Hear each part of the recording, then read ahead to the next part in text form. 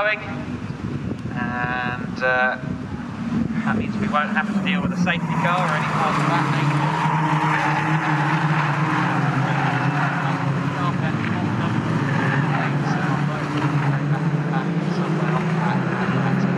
So there's the leading cars already coming down through 4, and now it is Lewis Thompson, I think, that has just about got through into the lead in all of that. And essentially the old draft down the back straight allowed him past Walters once again. Wingfield there in 4th place as well. I think he's just behind Cook in the number 9. We'll confirm that as we cross the line, but Lewis Thompson it is who leads. Pete Walters tries to go around the outside and gets the move done before they even get to Ritchie's. 3rd place is Cook, then it's Wingfield, then it's Murgatroyd in the 84 in 5th. One driver who seemingly struggled a little bit on the first lap was Harry Senior, who's dropped down to 9th place. He may have had to take evasive action in that moment with Yates and Hoffman, both of whom incidentally have continued around the circuit, so neither car so badly damaged that they can't continue on. In fact, Yates has already caught up to the back of the train by the looks of it, so we'll see if he can make up any progress. It's side by side for the lead, and Pete Walters gets back into the lead on this, the 2nd lap. Of course, Thompson will now have the edge down the Bentley Straight, the to and fro of these 3 10-hour races. It's a 30-minute race for the 3 10s.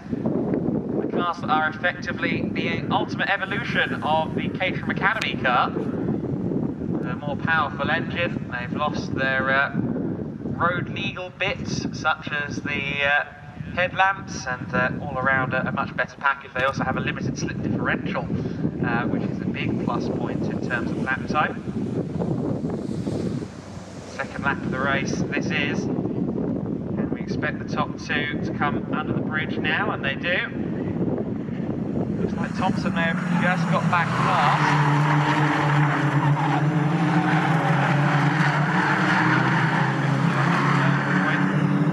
Good run from that at this stage.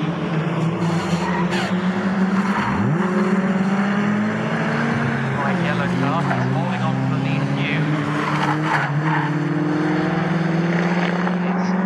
It's still Walters just about at the head of the pack, so Thompson has settled for 2nd for now, although I do get the feeling that by the time we get onto the centre straight, which we are now, it may change. Sure enough, Thompson's closing, goes to the outside, ducks out from behind at the last minute, but he's much earlier on the brakes. Doesn't matter though, because he still managed to hold the momentum around the outside of Ritchie's. Onwards to the Wilson hairpin they go. I think Thompson may just about be clear as they turn into our 2nd corner. Of course, all immaterial at this stage. It's really going to be who's leading out to the last corner, and even that's never guaranteed in the Caterhams. It is Thompson, by the looks of it, who is leading them. Yes, it is, just about. Then it's Walters, then Cook and Wingfield. Thompson goes defensive into Agostini once again. Keeping my eye on Murgatroyd in the light blue and orange machine. I think he may yet be a factor in that podium contention. Didn't really get the performance we'd expect from him yesterday. We'll see if he can do better this afternoon. Hoffman has managed to get past Glitch at the back of the order as well, so Lars Alexander Hoffman starting to pick his way through the pack. I think that Yates' car is a little bit worse for wear. Certainly he's lost the entire front nose of that car, the 15 that was involved in the contact at lap 1, on lap 1 at Agostini. Leading cars into Brundle.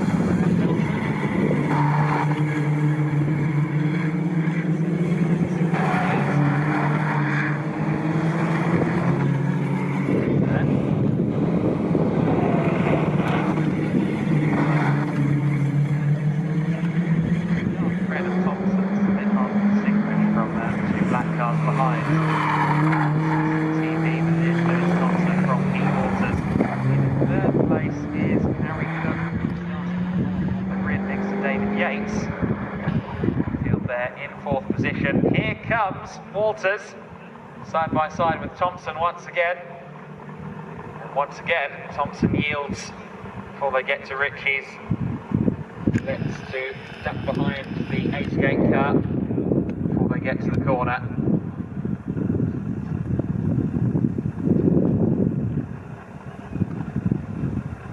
Leading the pack at Wilson's hairpin for the 4th time.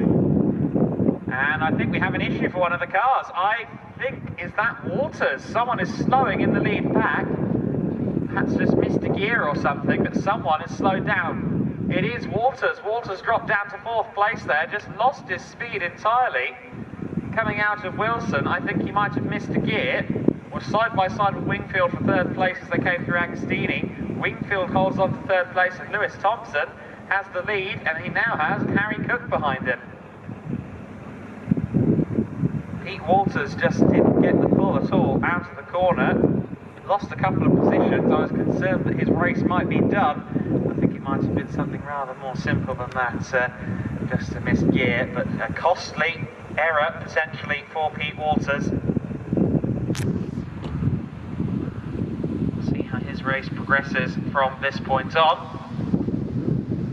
The leading quartet heading down the Bentley Straight now. Will soon be with us at Brumble Nelson. Here they are.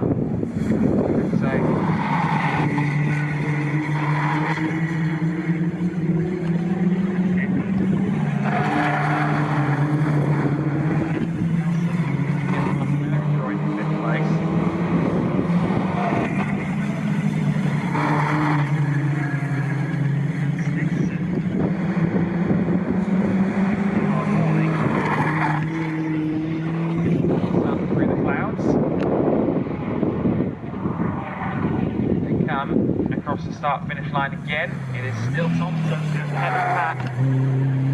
Walters still lurks in 4th position. Will he be able to pick anyone off at Ritchie's? He dives to the inside for 2nd place, and he gets it. Wingfield there had his part to play. It was very wise not to turn in.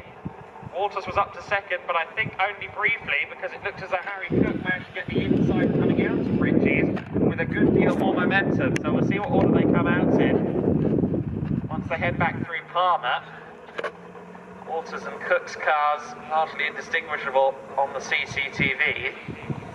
So we'll wait till we see them pass our rear windows here in the commentary box, and it is Cook just ahead, but here comes Walters. Dives to the inside for Agostini and makes the position up practically before they got to the apex. And a good run out of Palmer did Pete Walters. Cook down 3rd, then Wingfield in 4th. Quite the intense 3-wide moment going into Ritchie's on that lap. Walters has eventually come out of it best. Little tiny bit of a cushion between Thompson and the chasing pack. It's just a few car lengths, and I imagine it may shrink somewhat down the back straight. Certainly Walters closes in a little bit. Not close enough for a move.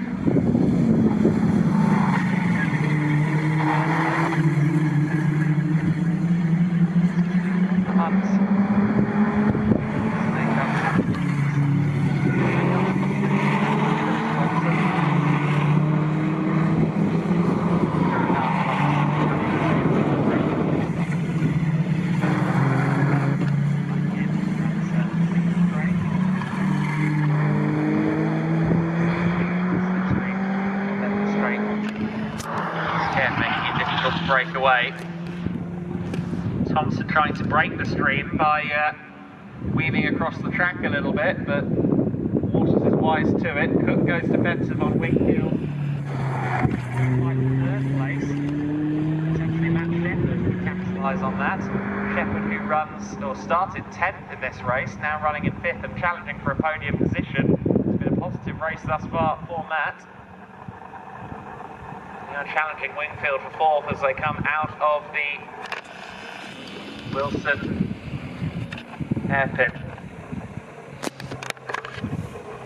To intermittent transponder on the 68 car, so says the timing screen. That's our 17th place runner, Chris Welch, who remains where he started in the race. Lead car's just headed through Agostini. 79 of Thompson, just clear of Walters. A little bit of a gap back to Cook at this point. Lewis Thompson, one of his outings this year in the 310R Championship. I won't thank Pete Walters for that new caveat that we have to put on his record. He missed the triple header at Donington Park at the start of the year. Going brilliantly ever since, Lewis Thompson.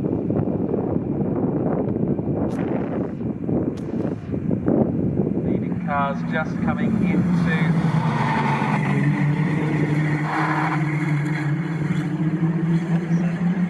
certainly has Walters for company as they go through the bomb hole.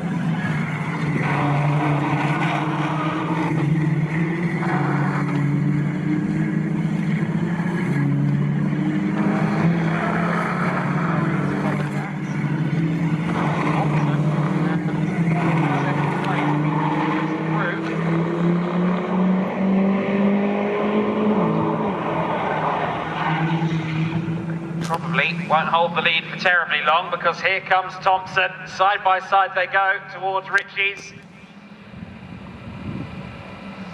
Brave on the brakes though from Pete Walters, manages to keep him in the lead just about. Thompson took a couple of stabs at the brake pedal before putting the anchors on.